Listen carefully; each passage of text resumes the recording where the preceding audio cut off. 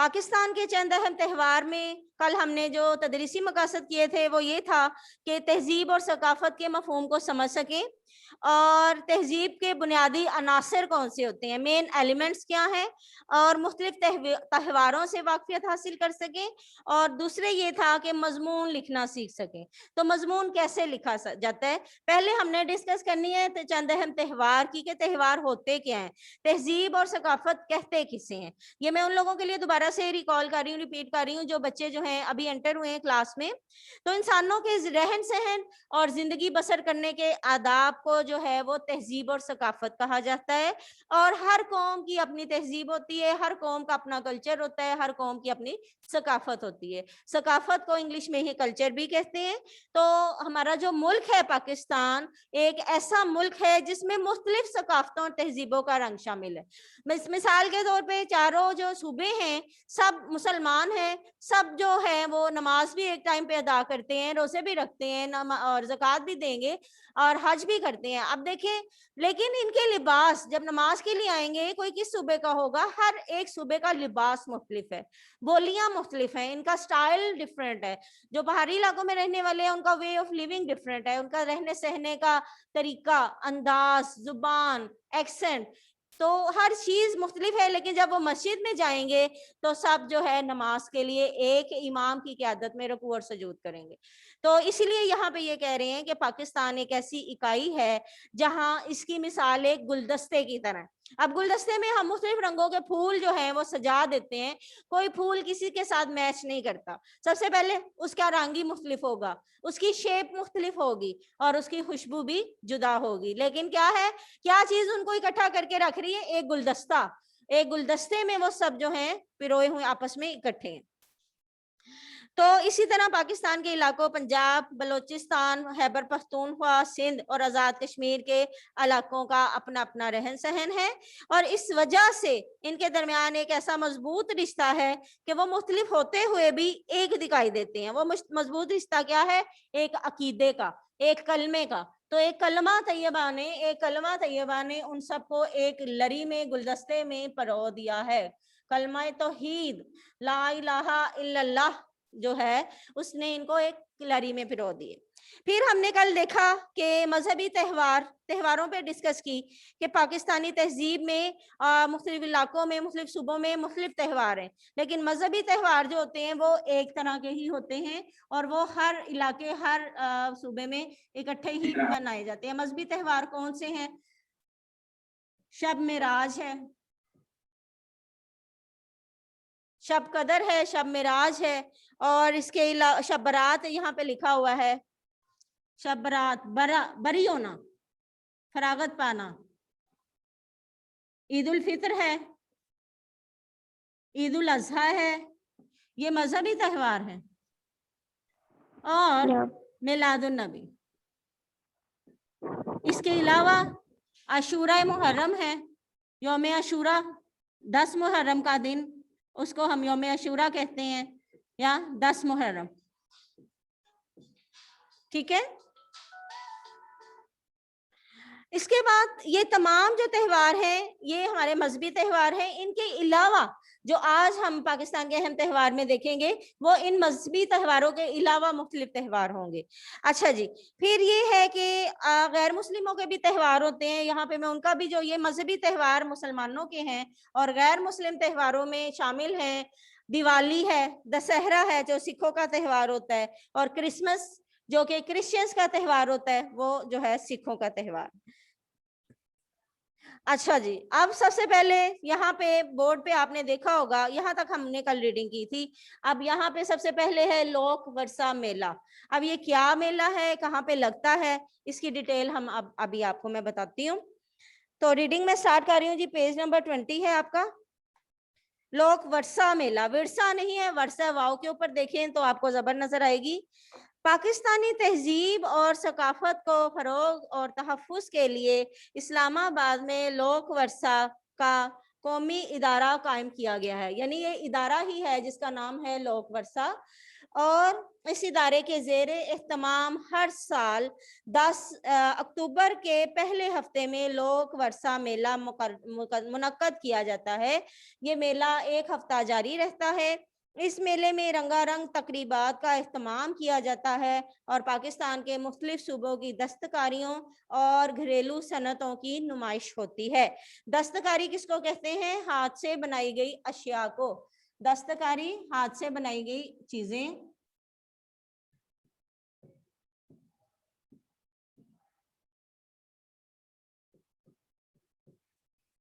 हाथ से बनाई हुई चीजें,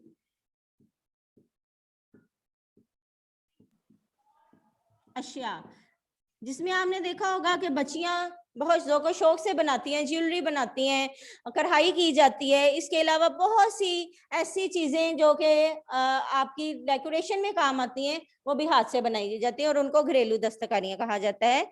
और इससे हर सुबह की तहजीब को जानने का मौका मिलता है। मुख्तलिफ स्टॉल लगते हैं जिनमें पाकिस्तान से लोग अपने हाथों से तैयार की हुई मुख्तलिफ चीज़ें नुमाइश के लिए रखते हैं।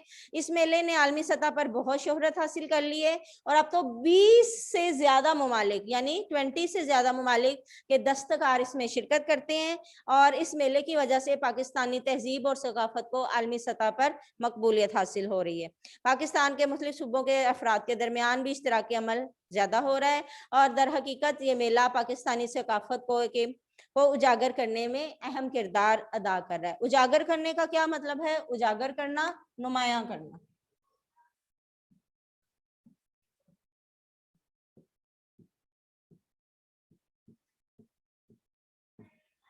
ठीक है, लोक वर्षा मेला ये हो गया। ये इस्लामाबाद में एक इदारा है और यहाँ पे लोक वर्षा मेला और मुख्तलिफ ममालिक से 20 से ज़ायद ममालिक के जो है दस्तकार वो यहाँ शरीक होते हैं और हिस्सा लेते हैं।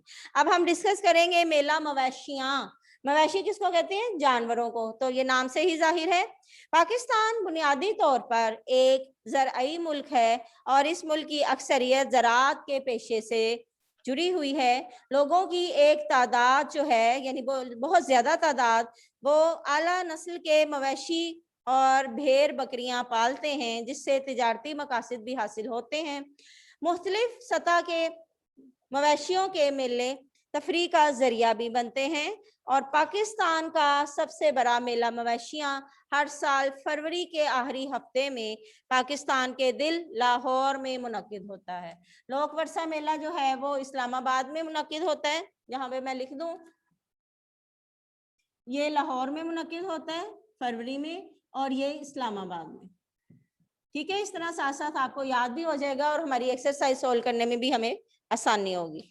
इस मेले में तमाम इलाकों से लोग आला नस्ल के जानवर नुमाइश के लिए लाते हैं और दुनिया के मुख्तलिफ ममालिक से भी लोग इस मेले में शिरकत करते हैं जिससे इस मेले की मकबूलियत में का अंदाज़ा लगाया जा सकता है। और इसमें नेज़ाबाजी, ऊँटों के रक्स के अलावा पोलो मैच, जिम्नास्टिक और रंगारंग सकाफती प्रोग्राम होते हैं। इन प्रोग्रामों में मुख्तलिफ इलाकों की सकाफती सरगर्मियों का इजहार भी किया जाता है।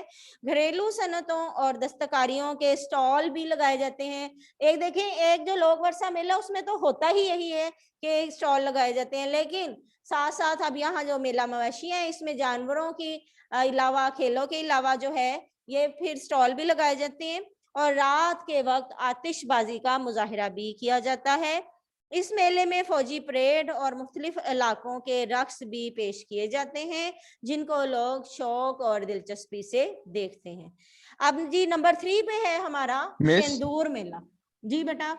मिस, जी ये जो है ना आपने पूछा कि जिम्नास्टिक के मुजाहिरे और दीगर रंगारंग सकाफती प्रोग्राम कौन से होते हैं?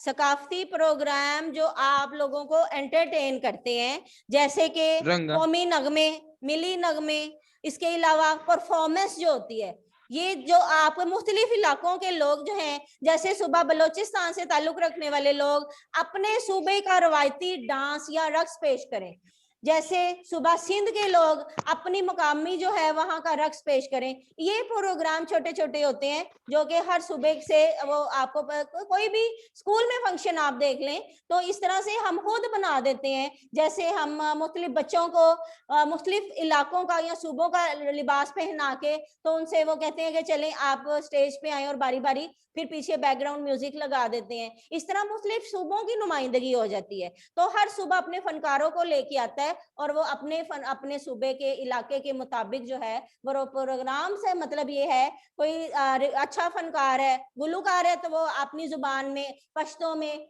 या ब्राहवी में कोई गाना सुना देगा या अपने इलाके का रक्स दिखा देगा, कोई लुड्डी दिखा देगा, कोई इस तरह के जो है ना, इसको हम सकाफती प्रोग्राम कहते हैं। जो कल्चरल परफॉर्मेंसेस होती हैं उसमें आपके सॉन्ग भी आते हैं और उसमें आपकी दीगर परफॉर्मेंसेस भी आती हैं। ठीक है, आ गई समझ? यस जी। अब शंदूर का जो मेला है, शंदूर का जो मेला नहीं है, पोलो त्योहार है, शंदूर का पोलो त्योहार। अब शंदूर का पोलो त्योहार इसकी हम देखते हैं कि क्या है। बताया गया हमें पाकिस्तान की शुमाली इलाका जात को सयाहों की जन्नत कहा जाता है। अब सयाह किसे कहते हैं? सैरो तफरी के लिए आने वाले लोग। फाइल है ये सयाह, एडवेंचरर, सैरो तफरी के लिए आने वाले, सैरो तफरी करने वाले। यहाँ बोर्ड थोड़ा सा कम है तो मैं इसलिए शॉर्ट ही लिख रही हूँ। तो शेंदूर का खूबसूरत और इलाका भी इनमें शामिल है। गिलगित और चित्राल के दरमियान शेंदूर का दर्रा कराक्रम हिंदुकुश और पामीर के पहाड़ी सिलसिलों का संगम है। संगम का क्या मतलब होता है? मीनिंग लगता है आज किसी ने याद नहीं किया, कोई मुझे बता नहीं रहा, लेकिन कल एक्सरसाइज आप सब ने मेरे साथ करनी है, आज ये इंशाल्लाह खत्म हो जाएगा मुझे लगता है। संगम का मतलब होता है ऐसे साथ देना, साथी को संगम भी कहते हैं। तो जी कुछ कह रहे हैं, कुछ कहना चाह रहे हैं जी बेब? जी अच्छा जी। संगम मेल को कहते हैं, साथ को भी कहते हैं।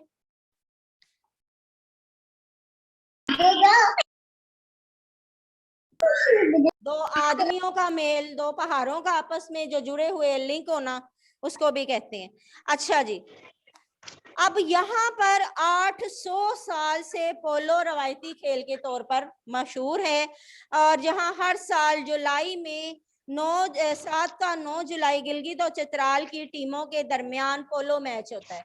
यानी ये पोलो का जो मैच है ये बहुत ही मशहूर है और दूसरे लोग जो हैं दूसरे इलाकों के वो इसको देखने आते हैं। कहाँ? जुलाई में। ये कब होगा? जुलाई में। और कहाँ होता है? शेंदूर में, जो गिलगित और चित्राल में है। तो ये साफ साफ लिखा हुआ है। शेंदूर जो है समंदर की सतह से 3738 किसको कहते हैं? 38 को 3738 मीटर की बुलंदी पर वाक़े है।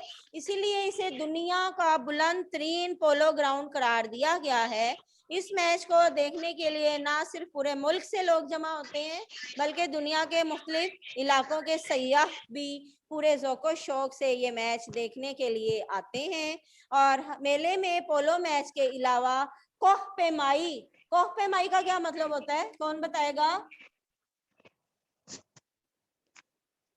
कोह पेमाई मिस, ये तो अल्फाज मायने में आई था। हाँ जी, पहाड़ों पर चढ़ना। उर्दू चल में रही शुक्र है। जी जी, पहाड़ों पर चढ़ना। करीबी नदियों और दरियाओं में मछली के शिकार के लिए भी और घुड़सवारी के मुकाबले भी मुनक्कद होते हैं। और यहाँ भी देख लें फनकार और दस्तकार इस मेले में शरीक होकर इसकी रौनक में इजाफा करते हैं। और दूसरे पोशाकों, शॉलों और कपड़ों पर कढ़ाई का नफीस और नाजुक काम इस इलाके के लोगों के ज़ौक़े जमाल और इनकी मेहनत को जाहिर करता है। जफाकशी का मतलब भी मेहनत ही होता है। और शुमाली इलाका जात की मौसीकी और इनके महसूस रक्स भी मेले की दिलचस्पी को बढ़ाते हैं। अब देखिए डिफाइन उन्होंने यहाँ भी कर दिया कि यहाँ भी सकाफती प्रोग्राम होते हैं, यानी कि मुख्तलिफ शुमाली इलाकों के लोग जो हैं अपनी मौसीकी से लोगों को एंटरटेन करते हैं, लुत्फानंदोज करते हैं और फिर रक्स जो हैं वो भी इसकी दिलचस्पी को बढ़ाते हैं। अब जी नंबर 4 पे है सिब्बी मेला। सिब्बी का, ये भी नाम से ही जाहिर है कि कहाँ पे मुनक्किद होता होगा, सिब्बी मिल।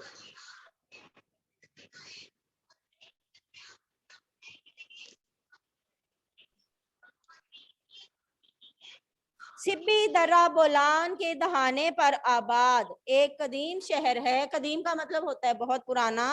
ये शहर कोयटा से 3 घंटे की मुसाफत पर है और यहाँ हर साल 15 फरवरी को एक शानदार मेला मुनक्कद होता है।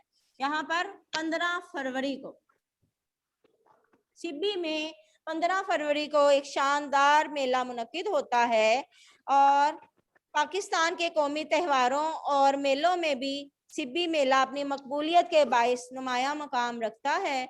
इस मेले की रवायत 1 सदी से भी ज्यादा पुरानी है और ये मेला पहली बार 1885 में 1885 में मुनक्किद हुआ।